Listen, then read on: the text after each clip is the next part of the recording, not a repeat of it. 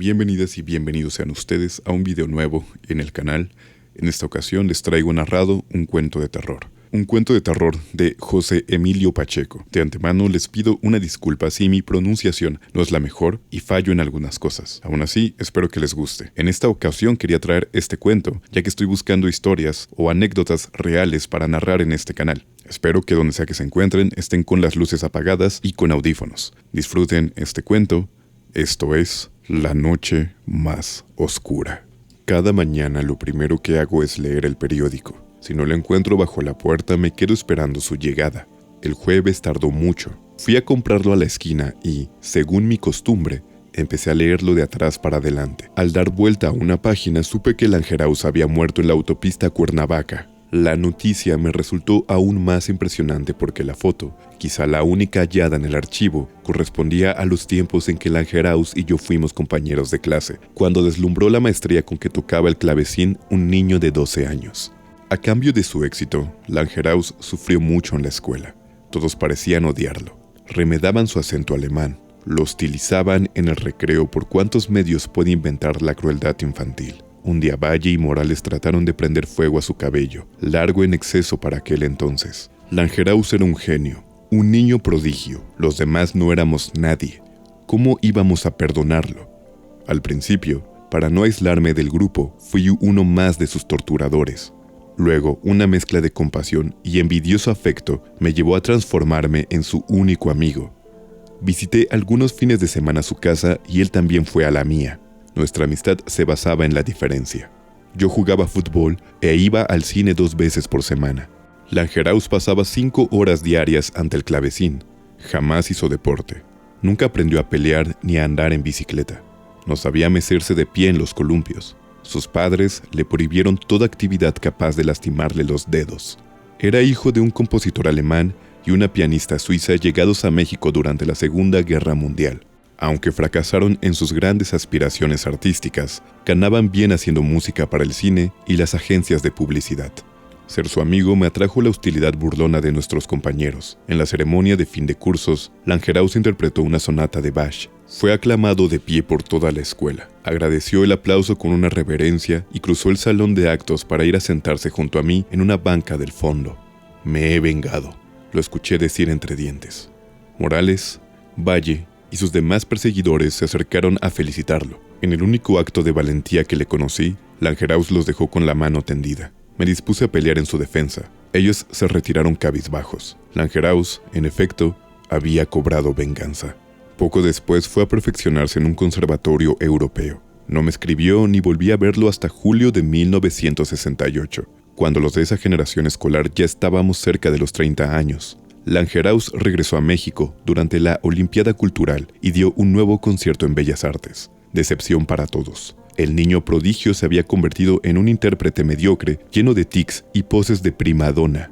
En vez de servir a la música, transformaba su presentación en un show de centro nocturno. Fue silbado por un público que casi nunca se atreve a hacerlo, y él se soltó a llorar en el escenario. Para no incurrir en la hipocresía de felicitarlo o en la vileza de secundar la condena, al terminar la función huí de Bellas Artes. Además, quería alejarme del centro. Estaba lleno de granaderos y Morales me dijo en el intermedio que la situación empeoraba. De continuar las manifestaciones, tanques y paracaidistas saldrían a reprimir a los estudiantes.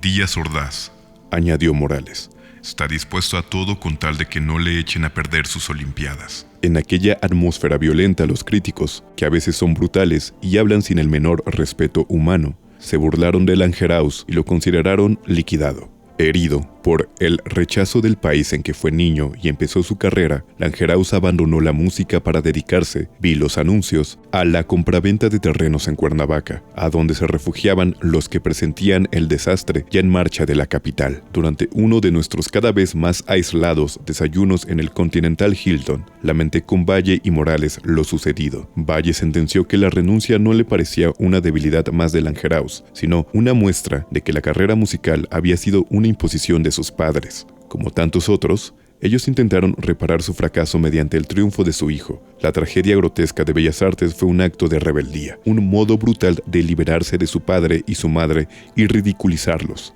inmolándose a los ojos de todo el mundo como el artista que en el fondo nunca quiso ser Langerauz. Más tarde, en otro desayuno, Cisneros afirmó que, a cambio de la catástrofe en Bellas Artes, a nuestro amigo le iba muy bien como fraccionador en Cuernavaca. Para su negocio tenía el apoyo de las inversiones y ahorros de la familia. Una tarde en 1970, Langerauz me llamó a la oficina para ofrecerme un lote en una nueva urbanización. Me sorprendió que hablara como si no hubieran pasado tantos años y tantas cosas. No evocamos nuestra amistad infantil ni aludimos al último concierto. Me ofendió que Langerauz hubiera pensado en su único amigo solo como en un posible cliente. Las últimas palabras que escuché de su boca fueron las que en México disimulan la eterna despedida. A ver cuándo nos vemos. Los dos sabíamos muy bien que no íbamos a reunirnos jamás. No quería ir al velorio. Sin embargo, me remordió la conciencia y me presenté en Galloso minutos antes de que partiera el cortejo. Di el pésame a los padres. No me identificaron ni... En esas circunstancias, me pareció prudente decirles que yo había sido aquel niño que iba a su casa con Langerauz. Me extrañó no hallar a nadie de la escuela y me sentí inhibido por no conocer a ninguno de los 12 o 15 asistentes al entierro. Todos eran alemanes, suizos o austriacos, y solo hablaban en alemán. Desde el Panteón Jardín se advierte el cerco de montañas que vuelve tan opresiva a esta ciudad. El Ajusco se ve muy próximo y sombrío. Una tormenta se gestaba en la cima. Mientras bajaban a la tierra el ataúd de metal, el viento trajo las primeras gotas de lluvia. Cuando la fosa quedó sellada, abracé de nuevo a los padres de Langerauz y volví a la oficina. Lo extraño comenzó al lunes siguiente. Morales acababa de ser nombrado subsecretario en el nuevo gabinete. El hecho reanudó los lazos perdidos y, bajo el disfraz de la nostalgia, suscitó entre los antiguos condiscípulos esperanza de mejoría y buenos negocios. Por lo que a mí respecta, el nombramiento me alegró. Trabajo en la fábrica de mi padre. No aspiro a ningún puesto en el gobierno. Conozco a Morales desde el kinder y nos reunimos 2 o 3 veces por año. De todos modos pensé, la gente de mi edad llega al poder como una concesión a esa juventud que se rebeló en 1968 y a la que ya no pertenecemos. Es decir, escala posiciones sobre los muertos del 2 de octubre en Tlatelolco. Desde luego, ninguno de nosotros participó en el movimiento. Sus líderes estaban en la cárcel o en el exilio. Los políticos del viejo estilo habían sufrido un desprestigio irreparable. Empezaba la hora de los economistas. Morales era el adelantado de la generación que conduciría al país hacia el siglo XXI. Cisneros me llamó para invitarme a una cena en honor del nuevo funcionario. Casi al despedirme le dije, ¿supiste que murió Langerauz? ¿Quién? Langerauz, el músico. Estuvo con nosotros en secundaria. No vayas a decirme que no te acuerdas, si hasta me comentaste el año pasado lo mucho que ganaba como fraccionador en Cuernavaca. ¿Cómo dices que se llama? No, ni idea. Ese señor no figura en la lista de invitados. Le hicimos con base en los anuarios de la escuela. Por cierto, ahora, al hablarles para la reunión, supe que algunos de nosotros han muerto. Algunos de nosotros han muerto. La construcción gramatical me sorprendió. Enseguida pensé, no, ¿cómo podría haber dicho Cisneros? Algunos de nosotros hemos muerto. Ese nosotros es un descuido o una abreviatura afectuosa. Significa, supe que alguno de nuestros compañeros han muerto. ¿Estás ahí?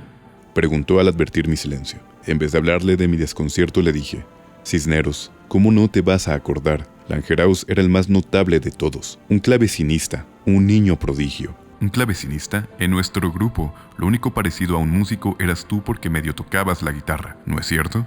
Bueno, haz memoria, ya recordarás. Gracias por invitarme, nos vemos. Te esperamos el viernes. ¿Te esperamos? ¿Quiénes? Me pregunté. ¿El nosotros me excluye ahora? ¡Qué estupidez! ¿Desde cuándo me he vuelto gramático y vigilo cómo hablan los demás? Por supuesto, nosotros quiere decir tú eres de los nuestros. Los demás compañeros de Morales y yo te esperamos el viernes. La cena fue deprimente.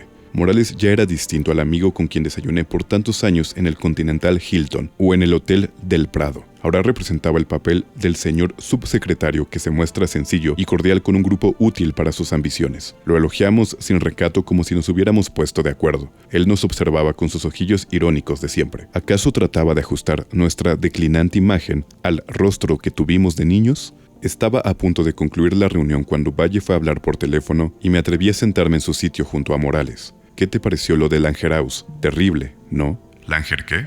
¿De quién me estás hablando, Gerardo? De Langerauz, un compañero nuestro.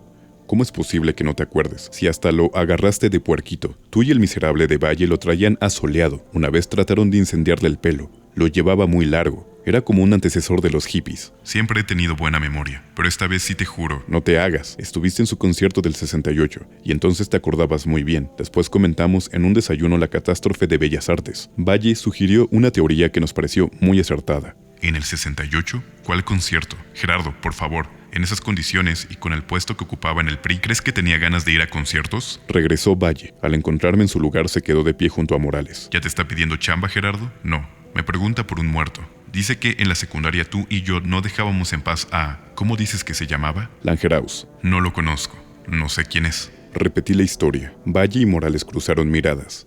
Insistieron en que no recordaban a nadie de ese nombre y con esas características. Llamé a Cisneros. Se intrigó, pidió silencio e hizo un resumen del caso. Todos negaron que hubiera habido entre nosotros alguien llamado Langeraus. Valle trató de lucir su falsa erudición como siempre. Además, ese apellido no existe en alemán. No cambias. Me dijo condescendiente el subsecretario. Sigues inventándote cosas. ¿Cuándo tomarás algo en serio? De verdad es en serio. Leí la noticia en el Excelsior. Vi la foto, la esquela. Estuve en el entierro. Eso no tiene nada que ver, comentó Cisneros. El tipo jamás formó parte de nuestro grupo. Lo conociste en algún otro lado. ¿Cómo íbamos a olvidarnos de alguien así? A fuerza alguien más tendría que acordarse de él, añadió Valle. ¿Para qué inventas, Gerardo? No le veo el objeto a esta broma, y menos ahora cuando estamos celebrando la llegada de nuestra generación al poder. Si te impresionó tanto la muerte de ese fulano, dijo Riquelme, bien pudiste haber traído el recorte. Pensé que todos lo habían visto. Además no guardo periódicos. No quiero llenarme de papeles.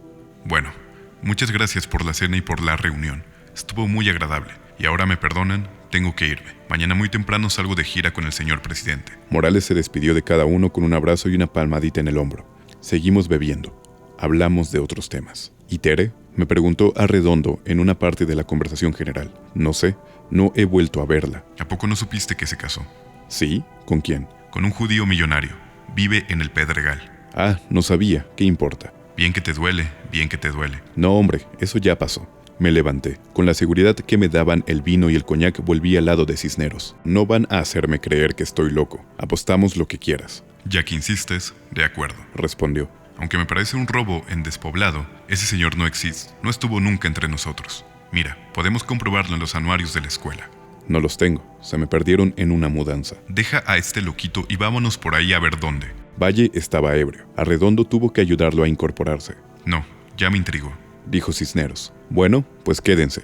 Nosotros seguimos la juerga. Cisneros y yo pagamos lo que nos correspondía y en su automóvil fuimos a su casa. En el trayecto de la zona rosa a la colonia Roma, hablamos mal de nuestros amigos. Resulta muy triste ver de nuevo a las personas de otras épocas. Nadie vuelve a ser el mismo jamás. En cambio, la casa me pareció igual a la que recordaba entre brumas. Sobrevivía entre nuevos edificios horrendos y lotes de estacionamiento. Encontré sin cambios el interior. Cisneros aún dormía en la buhardilla, como cuando éramos niños. ¿Y tu esposa? Se fue de compras a San Antonio con las 3 hijas. Menos mal, me hubiera dado pena molestarlas. Es muy tarde. No hay nadie, no te preocupes. Abrí un estante, todo en orden, igual que cuando estudiábamos juntos para los exámenes finales. En segundos encontró los anuarios. Eligió el de 1952. Lo abrió y me señaló la página correspondiente a primero B. Lista de alumnos, foto del grupo, cuadro de honor para los alumnos distinguidos. Ya puedes firmarme el cheque, Gerardo. Mira, aquí está la L. La Varga, Landa, Luna y Macías. ¿Viste? Como te advertí, no hay ningún Langer nada. Lo que es más, en primero B no figura nadie de apellido extranjero. Imposible. Me acuerdo perfectamente de este anuario. Fíjate en el retrato del grupo. Te lo digo sin necesidad de volver a mirarlo. Langeraus está en segunda fila entre Aranda y Ortega. Gerardo, entre Aranda y Ortega estás tú, con un corte a la Bruce por añadidura. Ni uno solo lleva el pelo largo. En esa época nadie se imaginaba que volvería a usarse. Tienes razón. No es él. No está. No entiendo, me parece imposible haber inventado todo esto. Es una broma, ¿verdad? Un jueguito cruel de los que siempre se te ocurrían. Tú, Morales y Valle quieren seguirse divirtiendo a mi costa. Este anuario es una falsificación. Lo hiciste en tu imprenta. Gerardo, ¿cómo crees? Aparte de que el chiste saldría carísimo. ¿De dónde hubiéramos sacado las fotos? La tinta sepia que ya no se produce. El papel que hace años dejó de usarse. Después de todo, tú comenzaste. ¿No es así? Dame otra oportunidad. El dinero no importa. Pago la apuesta, pero dame otra oportunidad. ¿Cuál? El periódico. Cuando menos, demuestra que no estoy loco y en efecto murió alguien llamado Langeraus. Por desgracia, cada fin de semana me deshago del papel viejo. No soporto la acumulación. Siento que me asfixia. No te preocupes.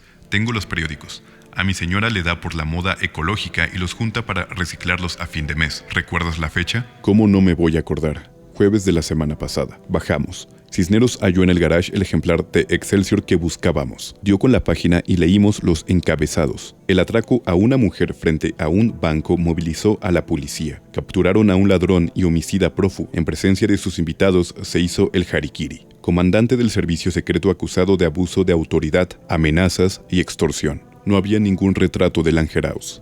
Ninguna noticia de un accidente en la autopista Cuernavaca. Las únicas fotos eran de un autobús de la línea México-Xochimilco que estuvo a punto de precipitarse en el viaducto del Río de la Piedad y de la señora Felicitas Valle González, extraviada al salir de su casa rumbo a la estación de Buenavista. Hojeé de atrás para adelante todos los diarios de la semana. Revisamos las esquelas fúnebres. Vamos a la agencia Galloso. Apremié a Cisneros. Langehaus tiene que estar en el registro. Yo asistí al velorio y abracé a los padres en la capilla ardiente. Bueno, mañana debo presentarme a las 7 en la imprenta, pero ya me intrigaste y apostamos. No me explico.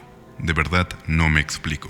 En la funeraria, unos cuantos billetes doblegaron la osquedad del encargado. Nos mostró los archivos y no encontramos a nadie que se llamara Langehaus. A pesar de la hora, sugerí hablarles por teléfono a los padres. El empleado nos facilitó el directorio. Mira, Dijo Cisneros y me leyó. Lange, Langebeck, Langenbach, Langer, Langermann, Langescheidt, Langhoff, Langhorst. Nada otra vez. Gerardo, ¿recuerdas dónde estaba su casa? Tal vez los padres sigan allí. Vivía en Durango y Frontera, en un edificio demolido hace muchos años. No queda más remedio que emprender el viaje a Panteón Jardín. Cisneros estaba lívido. Mejor hasta aquí llegamos. No me está gustando nada todo este asunto. Imagínate lo que me gustará a mí, pero apostamos. Yo cumplo mis compromisos. Voy a firmarte el cheque. Déjalo, por favor, la próxima vez que nos reunamos. Sin hablar una palabra, Cisneros me llevará hasta el estacionamiento en que guardé mi coche. Nos despediremos. Manejaré hasta la casa en donde vivo solo. Subiré a mi cuarto. Antes de acostarme tomaré un somnífero. Dormiré 1 hora o 2. La música me despertará. Pensaré, he dejado encendida la radio en alguna parte. Sin embargo, la música llegará desde la sala en tinieblas. La inconfundible música del clavecín de mi infancia. La sonata de Bach cada vez más próxima ahora que bajo las escaleras temblando.